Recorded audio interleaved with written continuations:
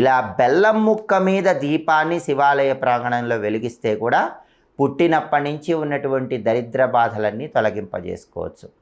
16 సోమవారాలు ఎవరైతే ఇలా బెల్లం ముక్క మీద ప్రమిద ఉంచి దీపం పెడతారో వాళ్ళకి శివానుగ్రహం వల్ల పుట్టినప్పటి నుంచి ఉన్న దరిద్ర బాధలన్నీ కూడా తొలగిపోతాయని పరిహార శాస్త్రంలో చెప్పారు.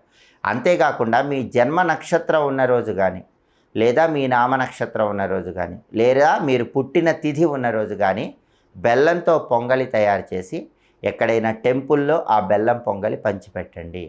ఇలా పంచిపెట్టడం ద్వారా కూడా జన్మ దరిద్రం పోతుంది. పుట్టినప్పటి నుంచి ఉన్న దరిద్ర బాధలు, ఆర్థిక ఇబ్బందులన్నీ తొలగింపజేసుకోవచ్చు. అలాగే పరిహార శాస్త్రంలో అరిసెలకు కూడా విశేషమైన ప్రాధాన్యత ఉంది. ఎప్పుడైనా వీలైనప్పుడు పేదవాళ్ళకు కానీ, బ్రాహ్మణుడికి కానీ మీ చేత్తో అరిసెలు దానం ఇస్తే కూడా ఈ జన్మ దరిద్ర దోషం అనేది తొలగింపజేసుకోవచ్చు. అంతేకాకుండా మీరు